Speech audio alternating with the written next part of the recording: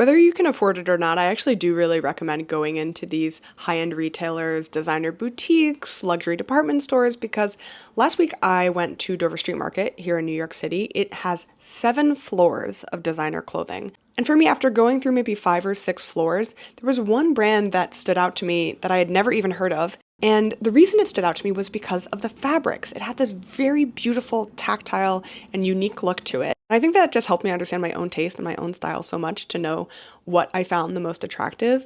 The designer, his name is John Alexander Skelton. It's a very British brand.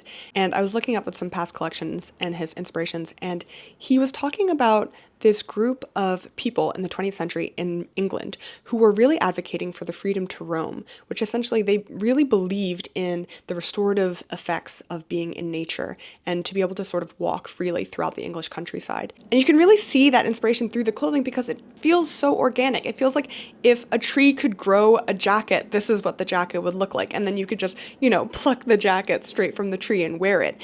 And maybe that's the kind of clothing I want to wear. I also think it's super interesting to have this sort of naturalistic take on outdoorsy communities because right now what we think of as clothing for the outdoors is very Gore-Tex centric, right? And Gore-Tex is having a little bit of an issue right now. There's obviously a lot of conversation around forever chemicals. So to have something that's very much contrary to that really appeals to me, especially, funnily enough, as someone who's lived in cities their whole life. I wouldn't say I'm particularly connected to the outdoors, but maybe this makes me yearn for it.